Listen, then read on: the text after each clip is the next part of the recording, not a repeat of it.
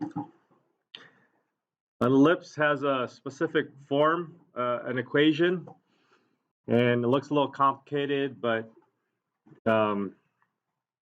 really depends on what your situation is. Now, if the denominator, well, first of all, one thing to notice is that it's equal to 1. Your equation has some stuff on the left-hand side, and it's equal to 1. And so the thing to remember is that x squared, x is squared, y is squared, and you have a positive sign. You're adding both of those, and it's set equal to positive 1. Now, an ellipse might not look like that from the beginning, but you should be able to transform it somehow to make it look like this. And once you do, then you're able to pull out all the pieces of information about the ellipse, like the foci, the vertex. They also have a directrix, but it's not discussed here. We might be able to talk about that a little bit later. And depending on which is larger, when this thing is set equal to 1, if the denominator under x is larger, then it's going to be larger along the x-axis and vice versa. So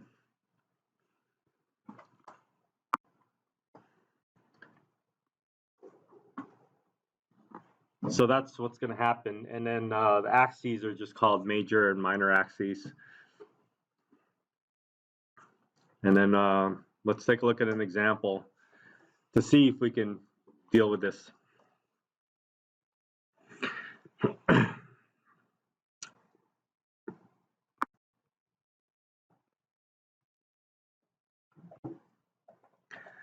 Let's see. Let's take a look at maybe number 14.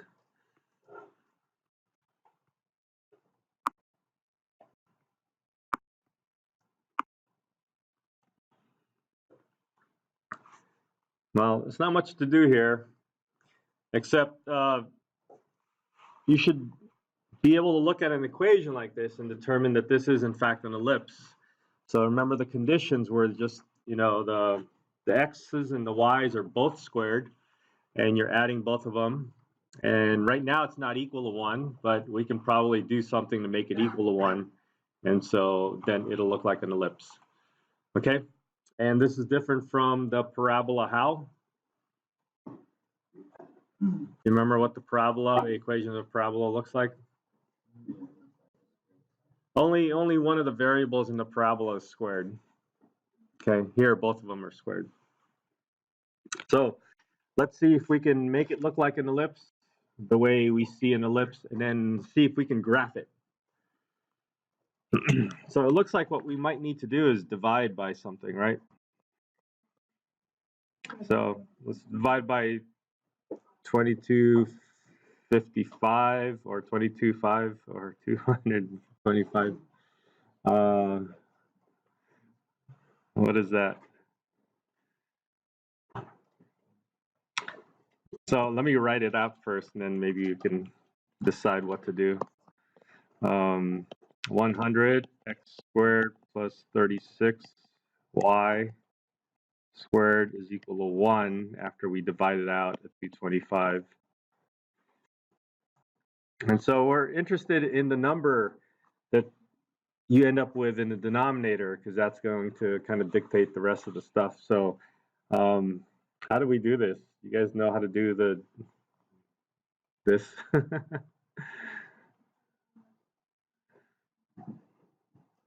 What?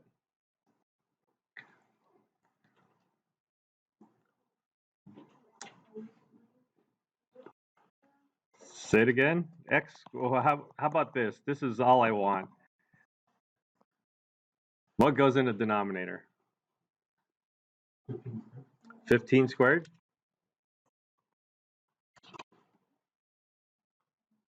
And then 10 squared? What?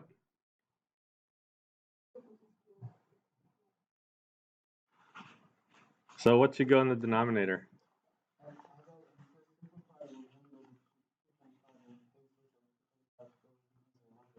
All right, let's simplify 100 over 225. I was hoping that you guys would just do that for me. 4 over 9, and this? 4 over 25. Now what? So let's move the numbers. What happens?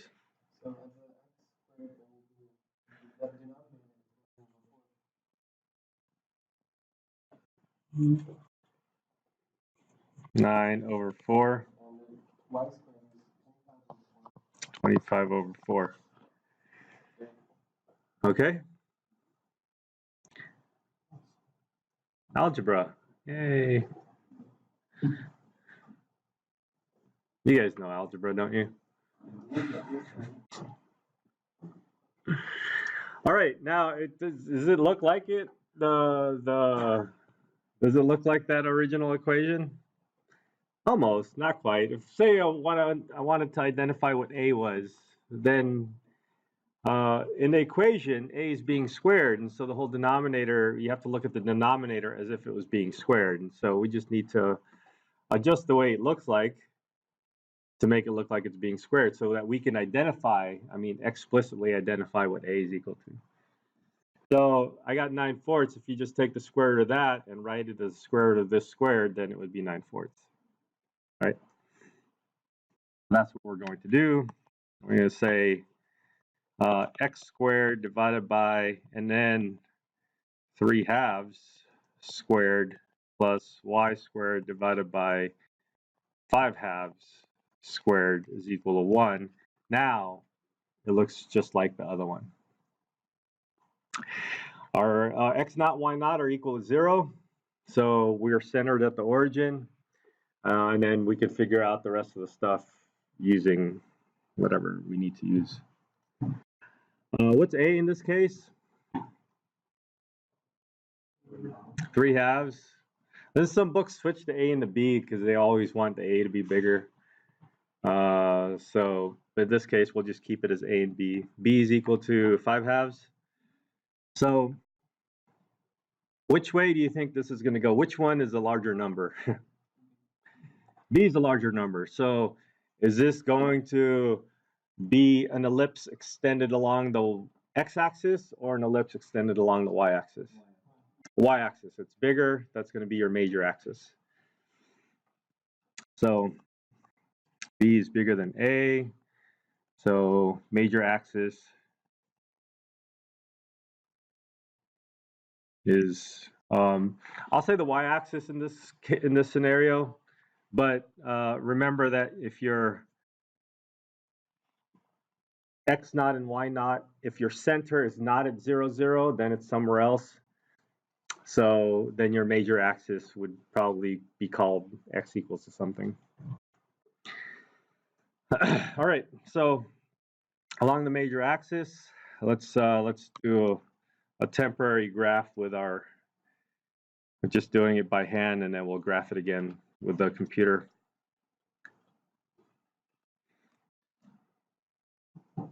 I'll do it over here. So we know it's centered at 0, 0. And the first thing that we probably want to look at is the vertex. And so the vertex is going to be the from the center, you go up. Since your major axis is vertical, from the center you go up by the measure of whatever B is equal to. So 5/2. That's 1, 2, 3, 2.5. And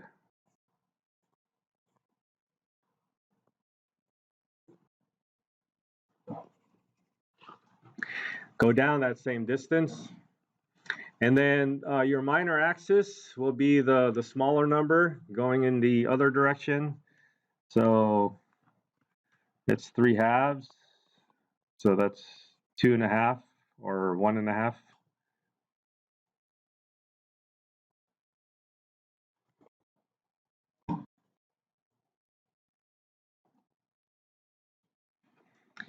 And then from there, you should be able to draw the ellipse.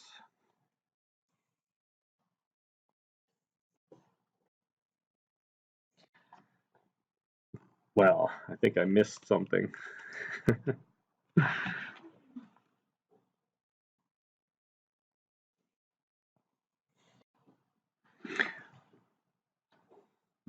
So, all right, now let's find out what the let's find where the foci should be. We got 2 focus points to find, and the focus points happen along the y-axis, but we have to go from the center point to a measure of c, whatever c is equal to. So c looks like it's going to be some square root of b squared plus a squared or something like that. So let's find out what c is equal to. So c is equal to the square root of b squared. It's the larger number minus a small number, and there's square roots, so you're going to be positive. So I think that's 25/4 minus 9/4. So c is equal to the square root of whatever that is. 16/4.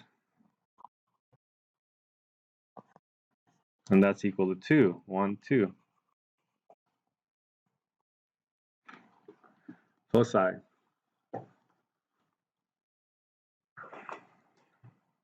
Okay. So that means if you take any point on the ellipse and you measure the distance from the foci, so those 2 lengths that you're measuring, you add them up, it's going to be exactly the same as if you're at another point on the ellipse and you measure the distances from the foci. Okay? Is that cool? Yes.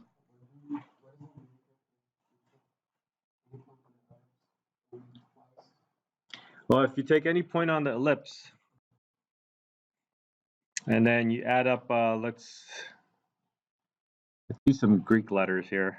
Let's say this is a length alpha, this is a length beta. So alpha plus beta is going to equal to, and now that should equal to the length of another random point on the ellipse. So let's say this random point makes a distance from one foci of delta and epsilon. And so alpha plus beta should equal to delta plus epsilon. And that's how the ellipse was defined. Any random point you choose will have this relationship or this fact about the length. Okay.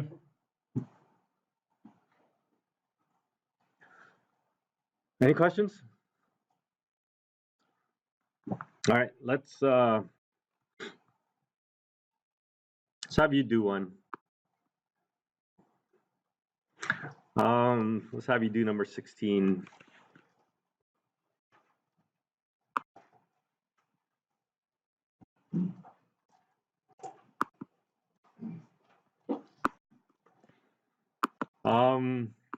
Spend a couple of minutes working on it, and you know what you have to do, don't you? What? Complete the square, yeah. Go.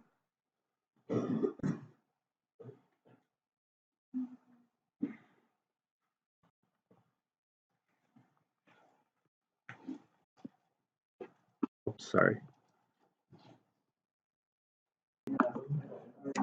Okay, so what I would do is, the way I would probably do this is the way I would set this up is that I would separate the x and the y, and then I can set this up already so that I want 2 complete squares.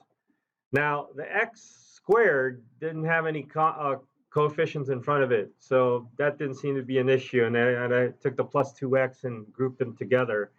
And then I'm going to set it up right now with parentheses so that I know I'm going to add something in there to make it a perfect square. Now, the y squared has a 3 in front of it, and so I need to deal with that.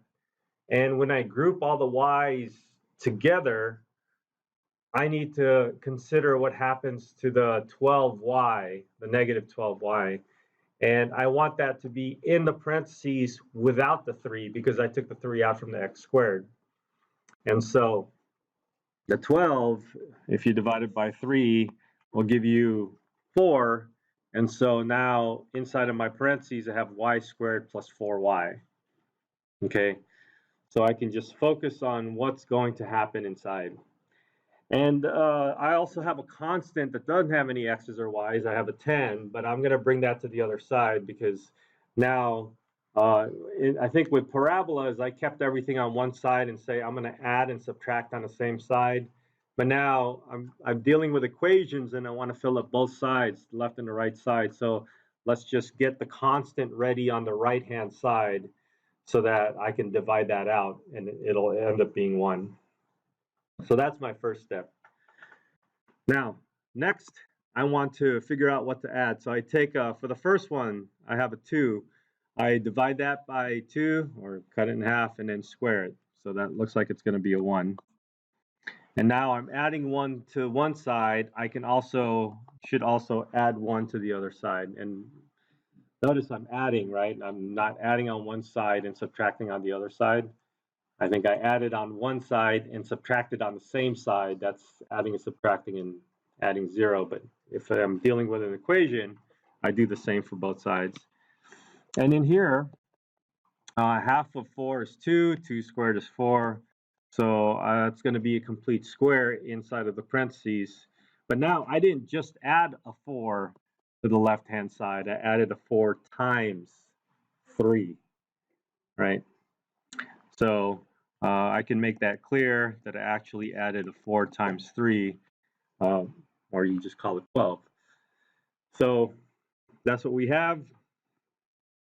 And then from here, we know that this is a perfect square. And we have a 3, and we know that this is also a perfect square.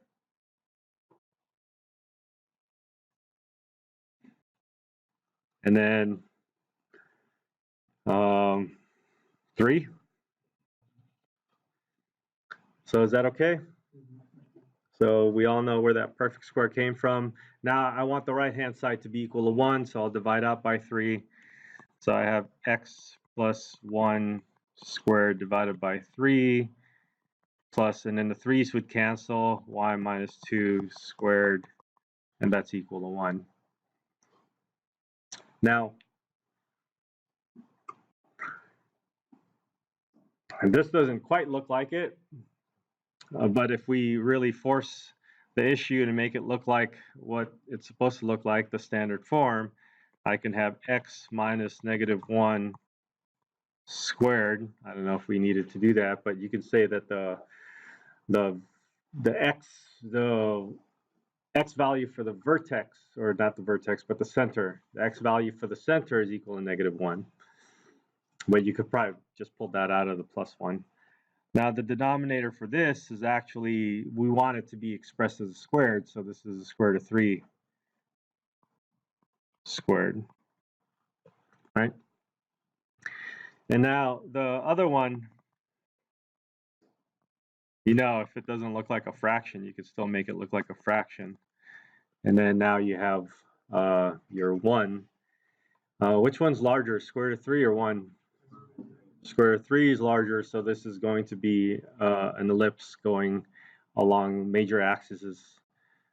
I was going to say x, or the x-axis, but it's not the x-axis, but it's parallel to the x-axis. Okay, so we can identify the things that we need to identify to be able to graph this. X naught is equal to minus 1, x2 is equal to positive 2, so that's my center point. Oops, sorry, y naught. A is equal to root 3, b is equal to 1, and then we can figure out c from a minus a squared minus b squared, so I think that's 3 minus 1, right? 2 square root of 2. Nah.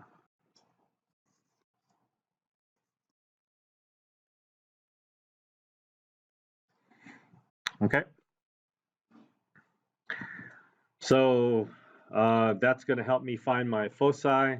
And then if I were to graph this, I need to know approximately what square root of 3 is. It's like 1.7. What? What? 1.7. Okay. All right. So I'm going to start with the origin and say I'm going to move up or down. I'm going to move down, up by 2, 1, 2, and to the left by 1. So that's my center point.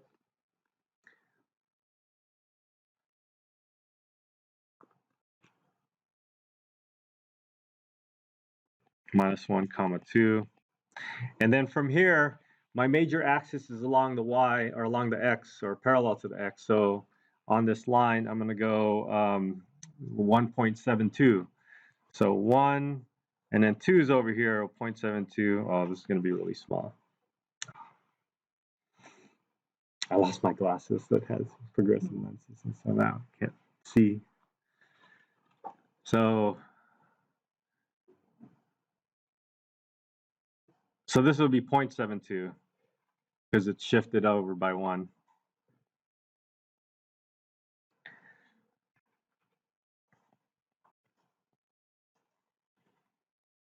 So that's one vertex. Another vertex will be over here. And then the height is going to be 1.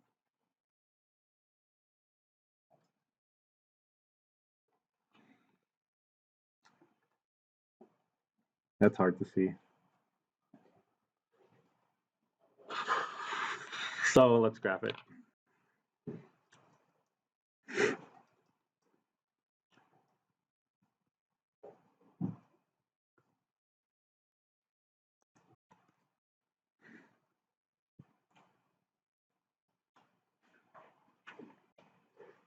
So let's first find those points. Your center point is -2, -1, 2.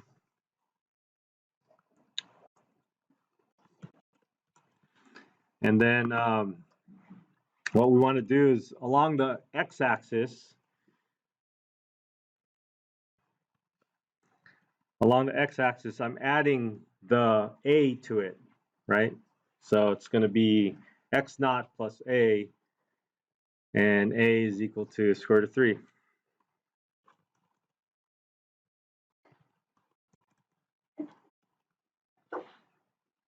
So there's my point. That's one of the vertices. And then I would take that same point and instead of adding, I would subtract. And those are my vertices on the major axis.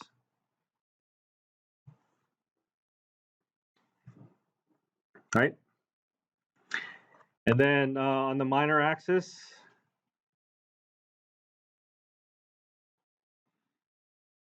I would have this plus and minus whatever the other value was. In this case, it was 1.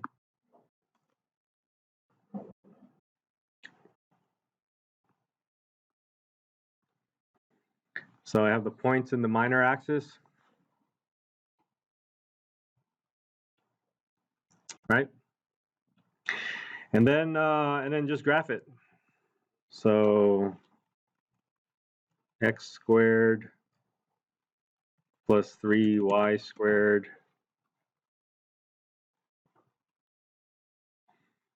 plus 2x minus 12y plus 10 equals 0. Yay. So, yeah.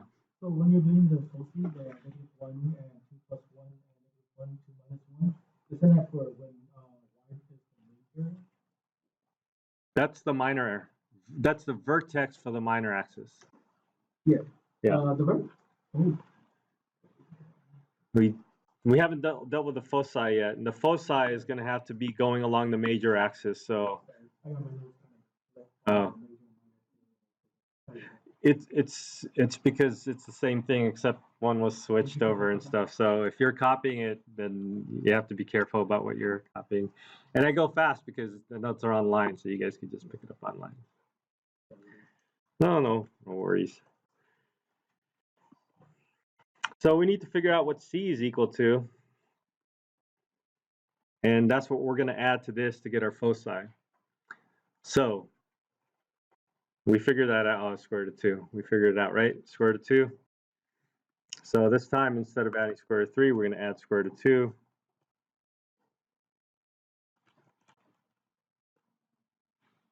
And it's a little bit inside the ellipse, which would something that we would expect. And we'll do that from the middle.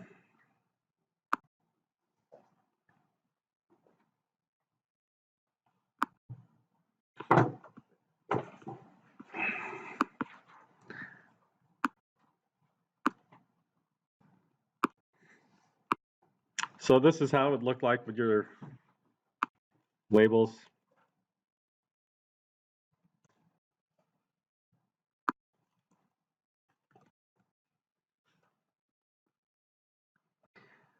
Okay, questions?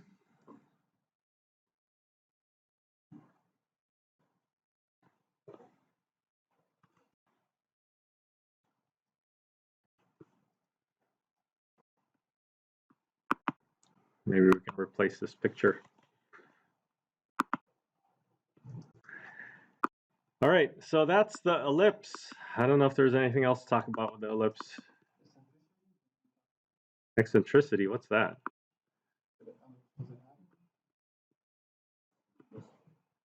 Eccentricity.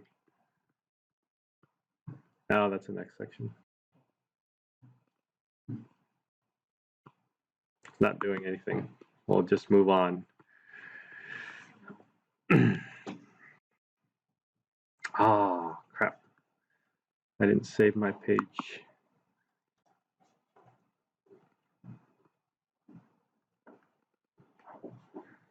So anyways, I keep wanting to use this as a default, but it only saves as a template for the particular notebook.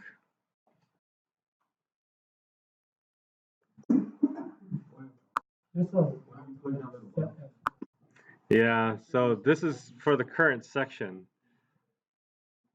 Can I set it for the whole notebook? Ah, set. Anyways, that's my issue.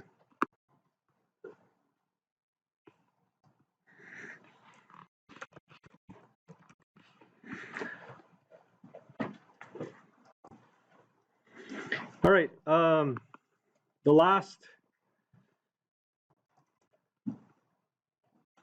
conic section that we're going to study, that we're going to talk about, is the hyperbola.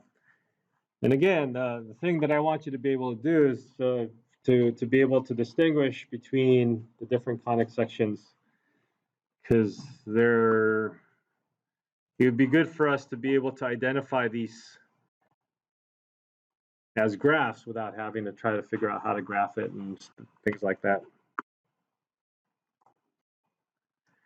So hyperbola, a set of all points, is different. The difference of the distance between a fixed point and the foci is constant. So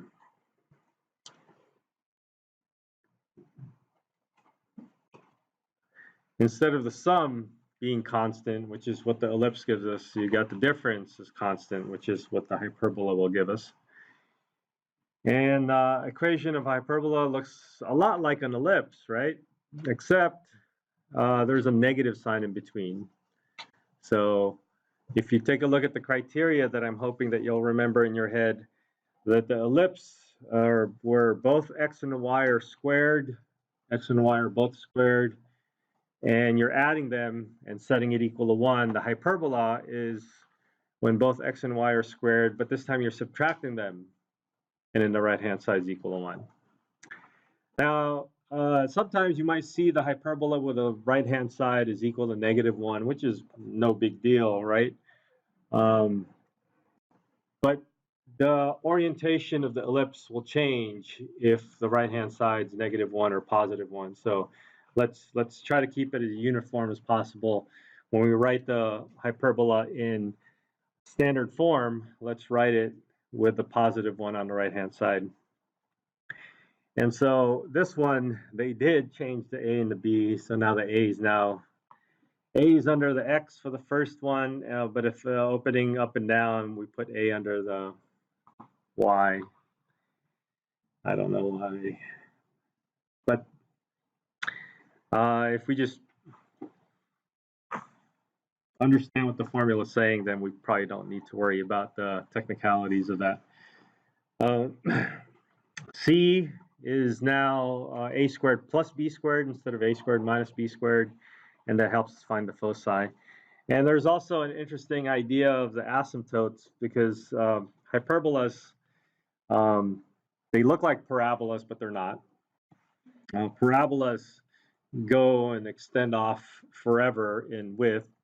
Hyperbolas actually follow an asymptote, and the asymptotes that it follows are lines. You know, not horizontal or vertical lines, although you can have hyperbolas that have asymptotes, but usually a line with a particular slope. And the slope is given by, well, depending on how you look at it, A over B or B over A.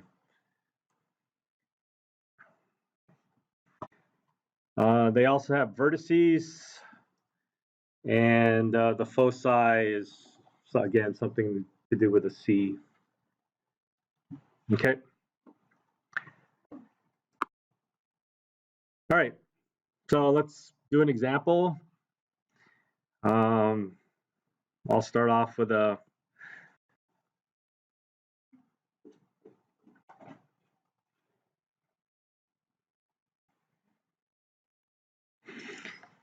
maybe number 22 is an example.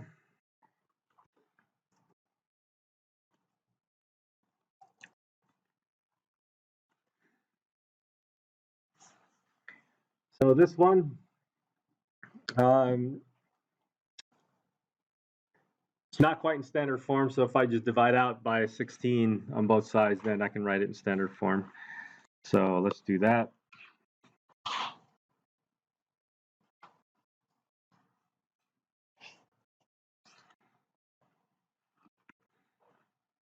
I got y squared divided by 4 squared minus x squared divided by 1 is equal to 1.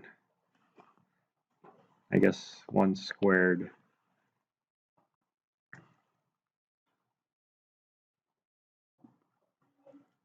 So here's the thing to look out for. If you go ahead and memorize the formula, that's fine. But if I don't usually memorize these formulas, but if I look at a hyperbola like this, I know it's a hyperbola because both x and y are squared, and I got it to be able to set equal to 1 on the right-hand side.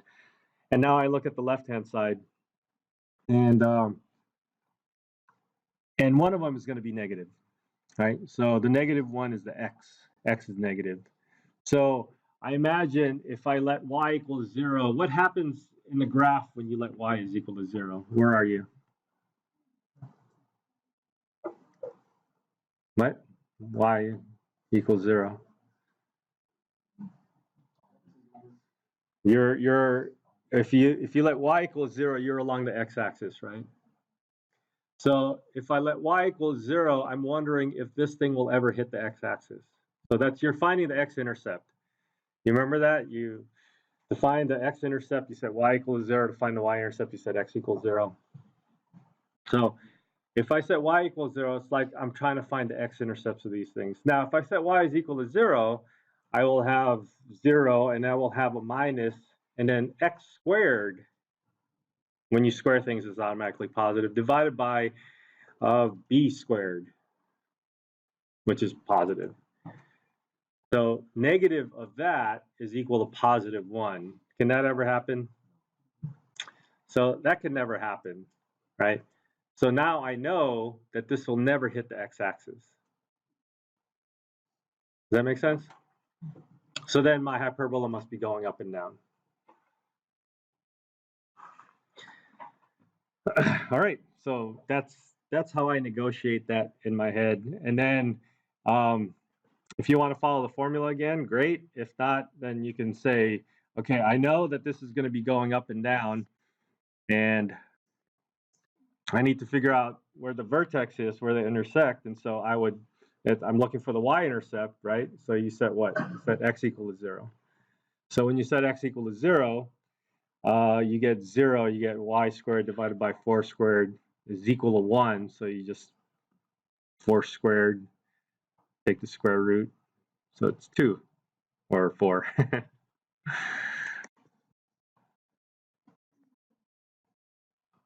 Okay. Yeah. And why are those asymptotes is an equation of y? Oh, yeah. So let's figure out what the asymptote is. So the thing is that I know that this is going to hit at positive and negative 4, but is it going to be wide? Is it going to be narrow? Right? So we have to we need more guidance in how this thing is supposed to look like. And so those asymptotes are going to be our key. So we take our asymptote, and what you do here is, well, again, you can memorize the formula, or you can try to figure out how to do this. And the way I would do this, again, is the y-intercepts would be positive and negative 4. I don't have x-intercepts, but if I were to have x-intercepts, or if I just look at what the denominator of x is 1, right? So what I would do is I would make a box out of this as a guide, and I would look at this point over here going through the center as my line that's going to act as my intercept. So what did I do? I kind of identified this point. What's this point? What's this point right here of my box that I drew? What's the x value? And what's the y value? X value is 1, the y value is 4, right? Oh, and by the way, those are the a's and the b's in the denominators, right? So that is going to be my guide for my slope. Does that make sense? If that doesn't make sense, just follow the formula. So it's a over b. A is equal to 4, b is equal to 1. So the slope is 4. Oh yeah, the asymptotes are yeah, as opposed to just horizontal or vertical lines, the asymptotes are lines. Kind of like the slant asymptote. You guys remember that from kindergarten? Or pre-calculus, whenever you took pre-calculus. Okay, so these are my asymptotes. And like I said, the way I would draw a hyperbola is to draw the box, figure out where my vertices are, and then draw those lines as my asymptote guides, and then draw the graph. And so if I know that that's my box, and if I know those are my asymptotes, I can easily draw my hyperbola now. Okay?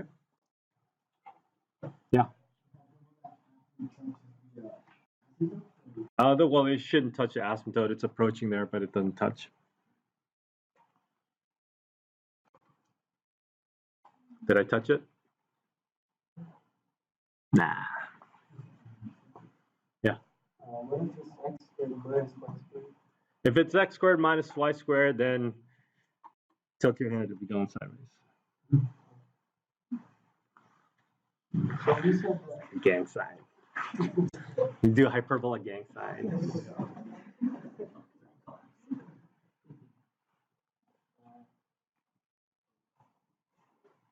What's up? This one is y squared minus x squared, but it's not open sideways, it's open up and down. Yeah.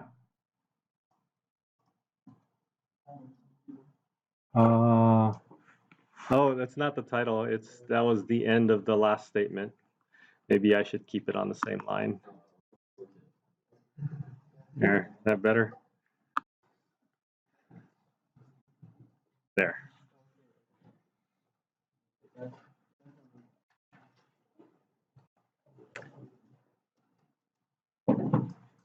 Okay.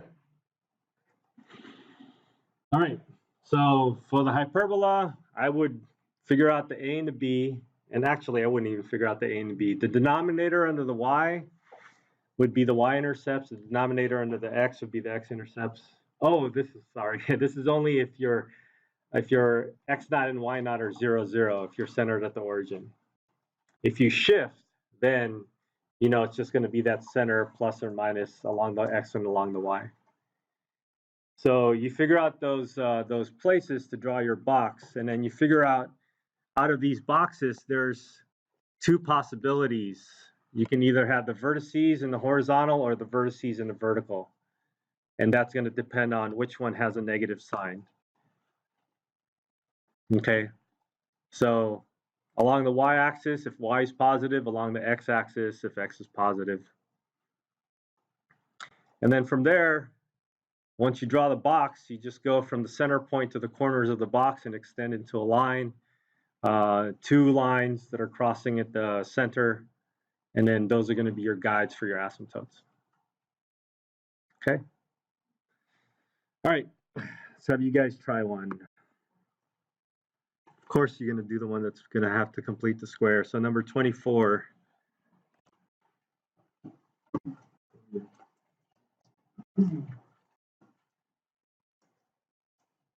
Oh, we didn't talk about the foci. Sorry. Let me do that real quick. There's a slight difference between the ellipse and the hyperbola. The foci is same. It has a plus c in it, plus and minus c. But c this time is not the difference of the squares. It's the sum of the squares. Okay, so inside here, I would have c, what color? Whatever that is, orange. C is equal to the square root of 4 squared plus 1 squared. What is that? 16, 17? Right? Square root of 17. So I would go from the center point. Now I'm opening up and down, so I have my vertex. I don't know if they don't call it major or minor axis here, but I just have to know the orientation of this. I'm going up and down. So my foci is going to be up where the vertex is. Yeah.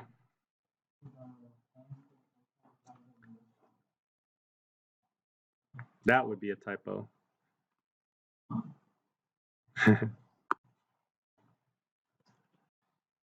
I wonder if that's the same for the other one. Oh, that one's okay. Yeah, thanks. So that really needed to be corrected if it's going to go in my notes. Maybe I should correct it in my actual notes.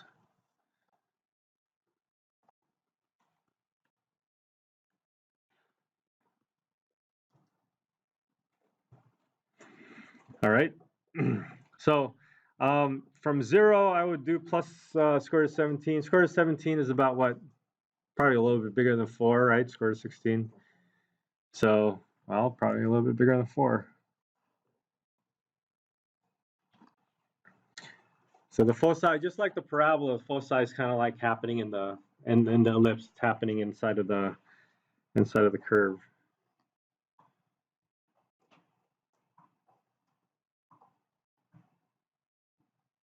Okay. All right. So let's have you guys try this again. A couple of minutes for you guys to start completing the square. You guys had your practice already with an ellipse.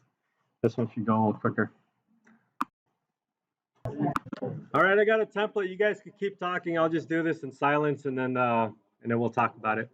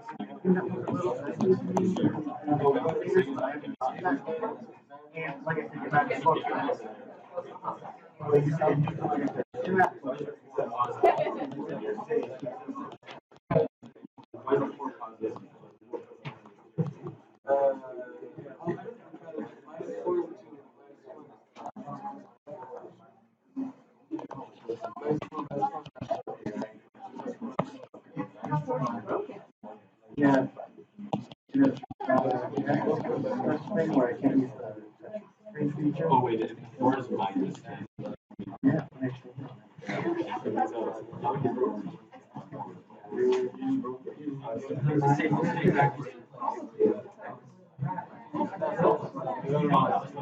Yeah, it's from a Chinese company. I think so. Yeah. Yep, a lot of the Chinese knockoff because I can't afford a 700. All right, guys, let's take a look. So with the ellipse, adding a number to both sides wasn't too bad. With a hyperbola, one of them is a negative. And so when you add a negative, you have to add a negative to both sides. You're subtracting. So here's what happens. So the y's are okay to deal with, right? They're pretty straightforward. Now the x's, I need to factor out a 4, but not just a 4. I need to factor out a negative 4. So when I factor out a negative 4, negative 4 comes out, and then this negative 8 becomes positive 2. And so I had missed that one when I was doing it on my own. So now it's positive 2 inside of the parentheses with a negative 4 outside of the parentheses. So that's the first step. Now I'm going to add, for the first one, I'm going to add a 4. And so on the right-hand side, I'm going to add a 9 times 4 because there was a 9 taken out. So that one's pretty straightforward.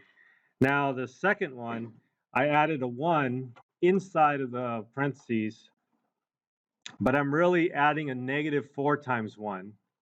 So you have to account for that negative 4 times 1. And I think this turns out to be 4 minus 4 is 0, and then 4 times 9 is 36. So the right-hand side is just 36.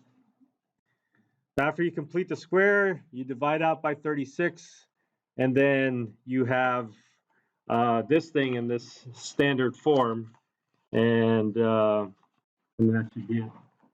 Everybody get this?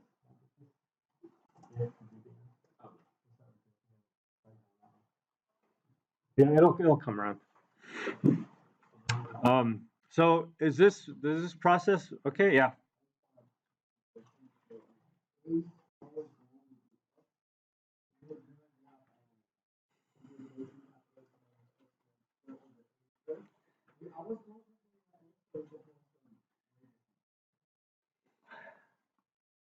See, this is where the formulas get a little tricky if you stick with a formula, and if you look at a different book, they switch to A's, and sometimes they don't switch to A's.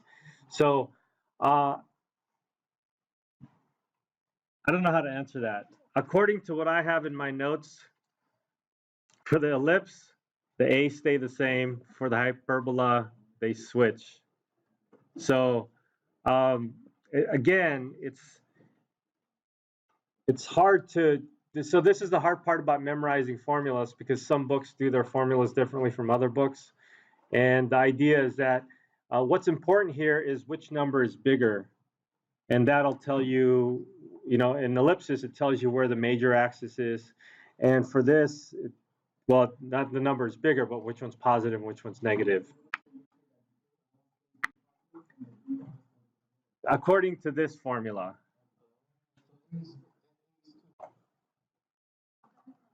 Yeah, so yeah, it's hard for me to care about the A's and the B's. About the formula is what I mean. Because I'm not being consistent here between the ellipse and the hyperbola. So based on what's written here, A is the one with the positive one. Yeah. Okay, that's for the hyperbola. For the ellipse, it's different. Okay? All right, so if you're good with that, I'm happy. Now I care.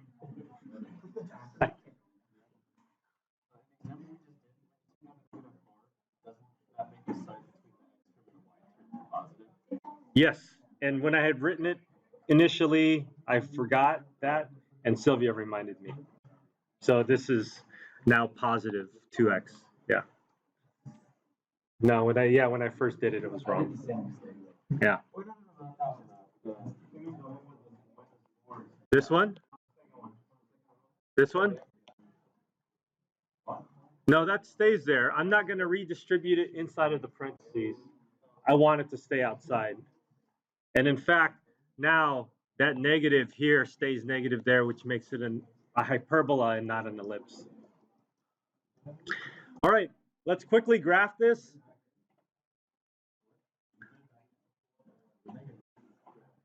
All right, so what's my center? -1, 2. Oh, it's the same thing. Okay, now, so here's where I would draw my box. Okay, I would draw my box. So I would go in the x direction, I would go 3 units. To the left, 1, 2, 3. 1, 2, 3. And up and down, I would go 2 units along the y. 1, 2. So this is 4, 1, 2. This is 0. Okay, and now I would draw my box. And the only reason I'm drawing the box is that so I can draw the asymptotes.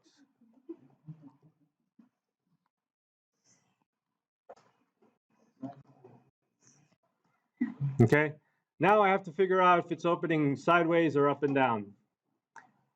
You probably figured it out already. That's gang signs, not too good on the up and down one. So it's going to go up and down because the y is the one that's positive. And I know that out of these 4 points, that these two are my vertices. So wider looking parabola or hyperbola, right? And then if I want to identify my foci, I would add the denominators. So 4 plus 9. Thank you. So C equals the square root of 4, or 2 squared plus 3 squared. What's 4 plus 9? 13. So 13 is less than 4, bigger than 3, so between 3 and 4. 1, 2, 3. So up here, 1, 2, 3, and then a little bit more. So those are my foci. Okay. Any questions? All right. So we know everything about conic sections. We're ready for a quiz tomorrow about conic sections, and then after that we'll talk about eccentricity.